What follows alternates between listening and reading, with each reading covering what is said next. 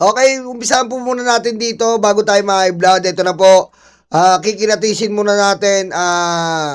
Ito pong, sino po ba ang sinasabi nilang, bakit naman sinama nyo yung ari-arian ni Man Scarpio kay Sarah? Aray ko. Diba? Marami po nagsasabi, bakit sinama kasi ang ari-arian ni Man Scarpio kay Sarah? Yan po ang bobong argumento ng mga DDS na nagluluga-luga at nagkukupal-kupal. Aray ko. Dahil kanila pong pinaninindigan ang katangahan nila sa kanilang buong katawan. Aray ko. Putek. Ayan na naman po yung effects natin. Aray ko. Ubusan na naman ang laway ito. Ang effects to. Ba't di ko na-invento itong effects na to? Ay, talaga. Nangangamoy panis na laway ako na ito. Aray ko. Diba? Bakit sino po ba si Man Scarpio? Si Man Scarpio po ay illegal din ang ginagawa di umano, di ba? Yan po ay nilaglag ni Mark Taguba at ni Gubaw. Di ba? Aray ko. In the last Quadcom hearing, Your Honor, Mr. Chair, Mark Taguba and Guban testified against Man Scarpio, Fulong Duterte, and different kinds of syndicate in Davao, Aray ko. wherein they are involved in a drug syndicate, specifically the Aray ko.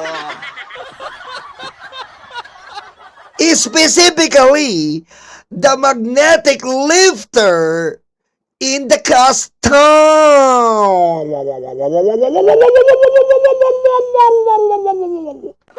Aray ko. Diba? Sila po ay na-involve doon. At hindi naman po malinis si Man Scarpio. Dahil kung i-profiling mo, abot-abot ang involvement po sa illegal na aktibidad. Diba? Kaya pagsamahin man o hindi pagsamahin ang ari-arian. Ano po ba yung ari-arian? Yan po ang paborito ni Harry Roque, ni Baste. Ari-arian.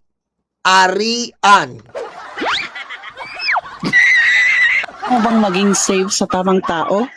Ito ang dapat mong gawin. First step, second steps, helmet.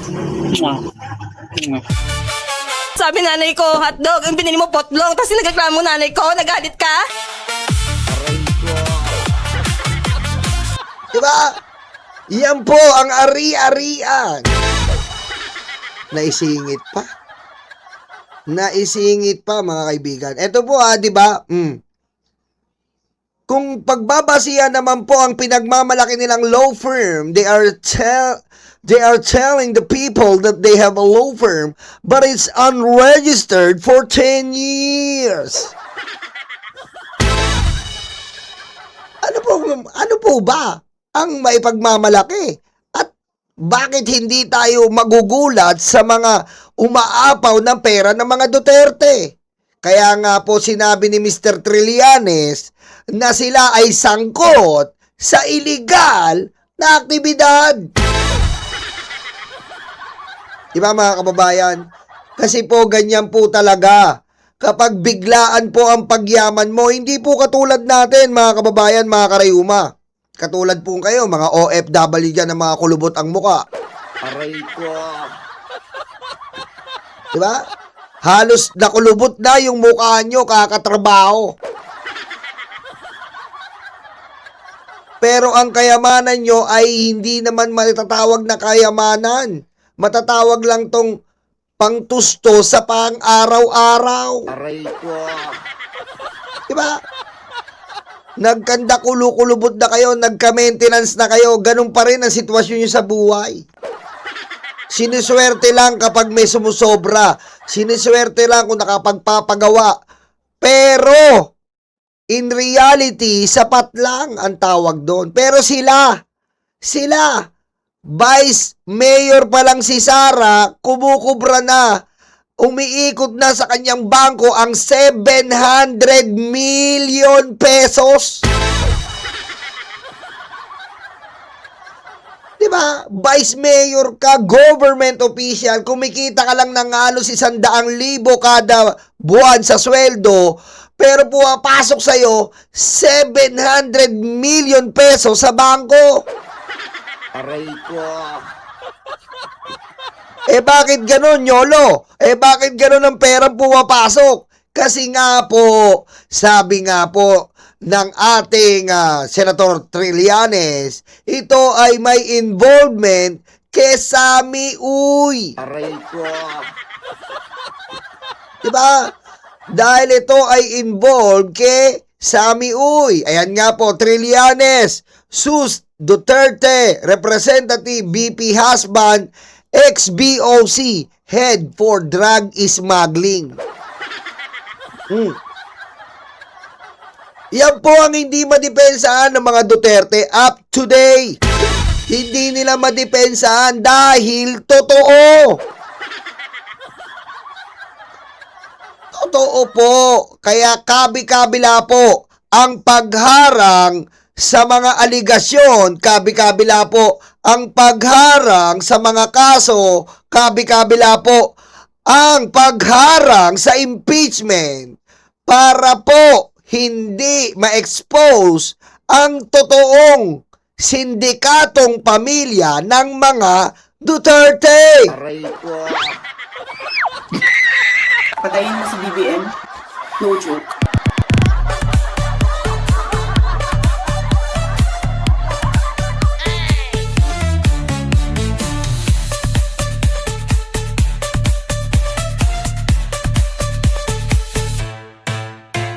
Aray ko. Diba? Yan po ang katotohanan para hindi mabuksan ang baho ng pusang inang mga Duterte na yan. Duterte lang po ang gumagawa niyan, ang pagbali ng batas, ang panggagago sa batas. Kapag magbabanta ka sa isang tao, freedom of expression. Aray ko. Kayo nga subukan nyo, sabihan nyo po yung boss nyo. Nag-hire kayo ng assassin, papatayin kita. Ewan ko lang. Tapos lagay mo freedom of expression hashtag. Aray ko.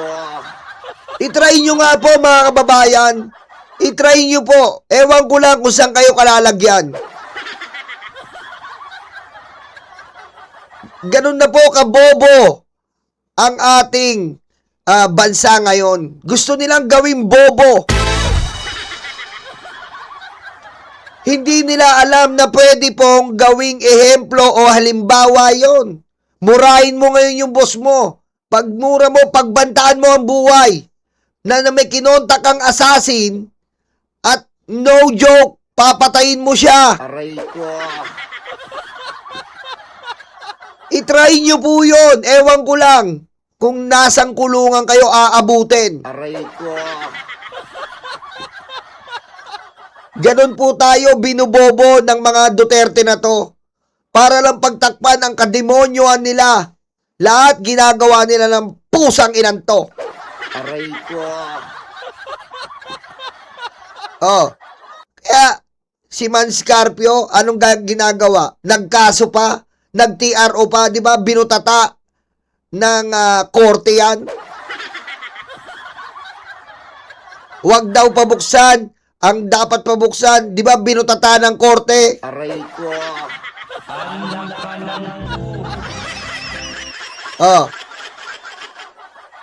Di ba? Yan lang po tayo mga kababayan. Doon lang po tayo sa sinasabing totoo. Ano ba ang ginagawa ngayon? Ano po ba? Si Sara po ba, ano ba ginagawa ngayon? Nagkakagulo ang bansa, nagkakagulo dahil sa ninakaw niya. Anong ginagawa? Eto po, pakinggan nyo.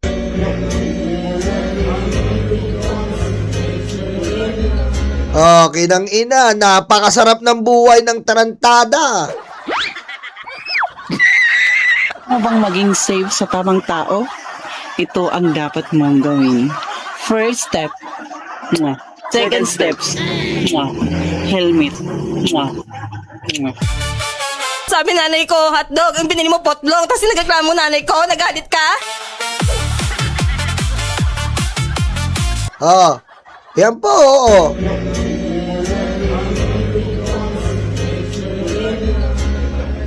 Sarap buhay po mga kababayan, pa-video-video okay lang. Palustay-lustay lang. Aray ko. Pa-travel-travel lang. Yan po ang trabaho ng Vice Presidente. Yan po ang lumustay ng 100 bilyon sa DepEd. Tapos ngayon, makikisimpatya ka, pusang ina ka, makikisimpatya ka sa mga estudyante, ikaw ang nagdulot ng gulo sa edukasyon. Aray ko. Putang ina ka. Aray ko. Apakagaling mo. Diba? Ikaw ang nagdulot ng bangungot sa edukasyon. Tapos makikisimpatya ka sa mga nagbarilan. Kung naturuan sila ng tamang asal at wastong pag-iisip diyan sa eskwelahan.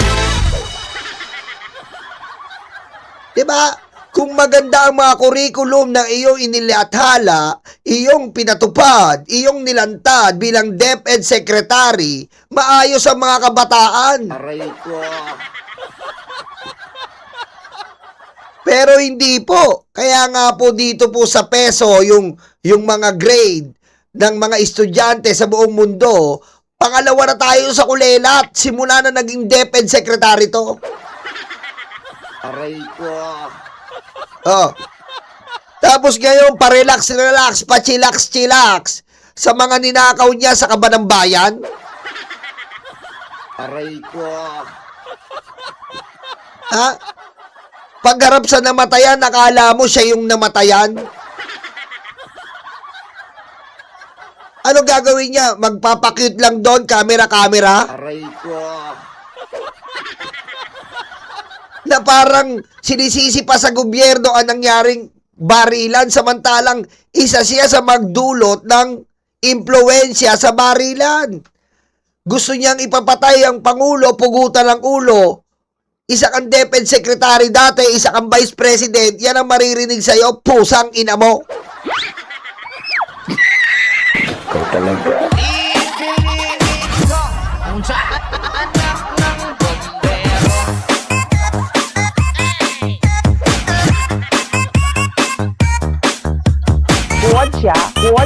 国家主席习近平。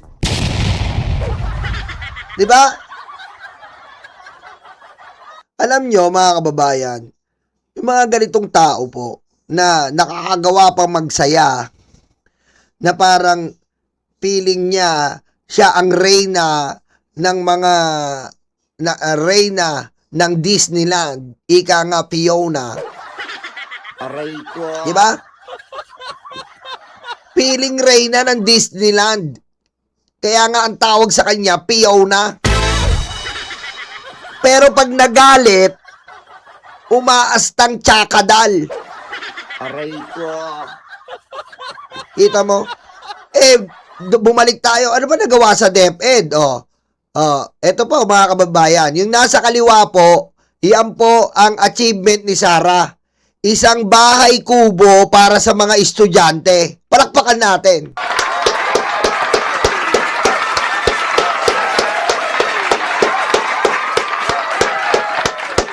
Ang galing. Nagpatayo po si Sara ng isang bahay kubo para sa estudyante. Napakagaling. Aray ko. Ano pong ginawa ni BBM at ni Angara? Pinasimento. Aray ko.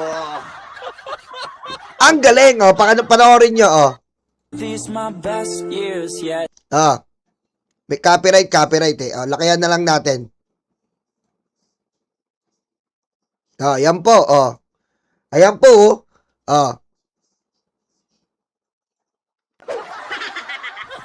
Tignan niyo yung mga estudyante. Aray ko. Ang galing po.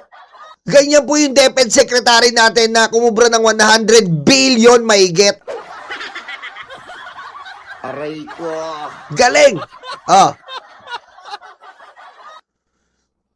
Ayan po, Bahay Kubo. Ayan, proud na proud si Sarah dyan. Eto, ginawa ni BBM.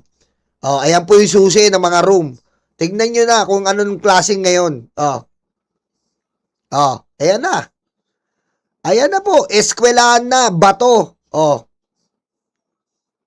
Ayan yung ginawa ni Sarah, proud pa siya, Nilagyan pa ng kurtina para sosyal. Aray ko. Aray ko. Tignan niyo po, nilagyan niya pa ng kurtina para daw sosyal. Pusang ina ka. Aray ko. Ayan ayun may kurtina po. Ito na siya ngayon. Ito na po ngayon. Ayan na. Eskwelahan na. Halos 2 palapag po. Ayan Yan ang Pangulo. Tignan niyo po yung dati Tignan niyo yung dati. Puta nila, porkit nilagyan ng kurtina, sosyal na. Aray ko. Ayan Yan ang kailangan ng bata. Bato para pag binagyo, Ayan po. Ang resulta ni BBM. Ayan ang mga kabataan. Nagpapasalamat sa Pangulo.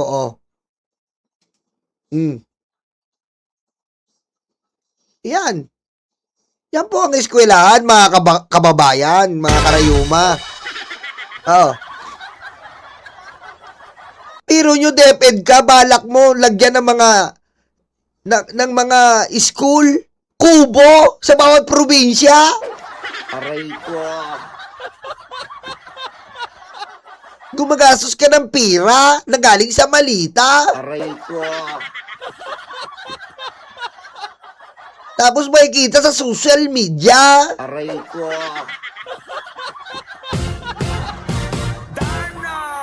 Kubo lang ang ilalagay mo. Aray ko. Pag kubo po, talagang pag probinsya, ang gusto nila, probinsya pills. Aray ko. Ha? Ang dahilan daw ni Sarah para daw po, probinsya pills. Aray ko. Diba? Pag pupunta ka daw ng probinsya, kailangan, syempre, pag mag-a-unwind ka, pupunta ka ng probinsya, kailangan kubo. Aray ko. Diba? Tama, Marco Polo. Mga tropical, Alex. Diba? Putik, ano ba yan? Gumasos ka ng pira, tapos lalagay mo lang sa bahay kubo. Anong mangyayari sa mga bata? Magkakakoto. Ano bang maging safe sa tamang tao? Ito ang dapat mong gawin. First step, second steps, helmet. Sabi nanay ko, hotdog, yung binili mo potlong, tapos nagreklamo nanay ko, nagalit ka?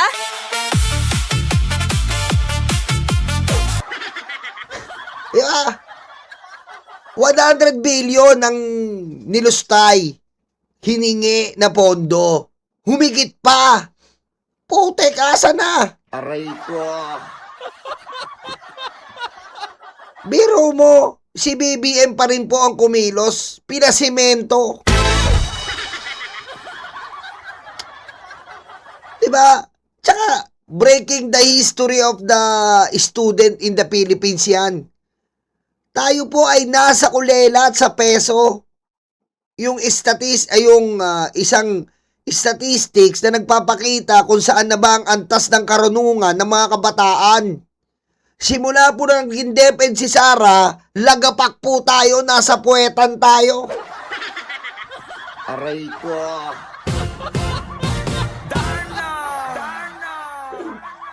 Anong klase yan?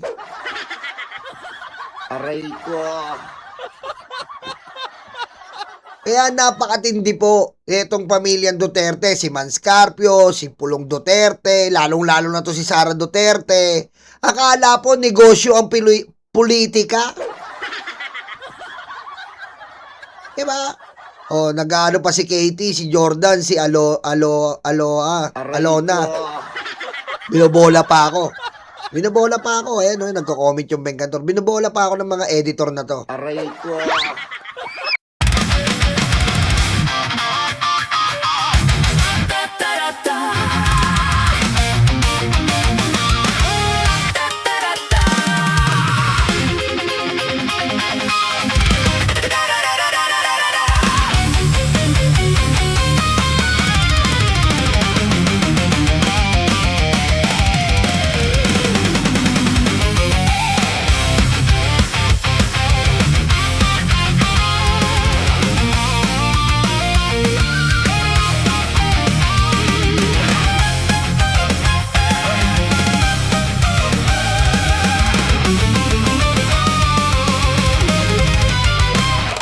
Madilim daw ang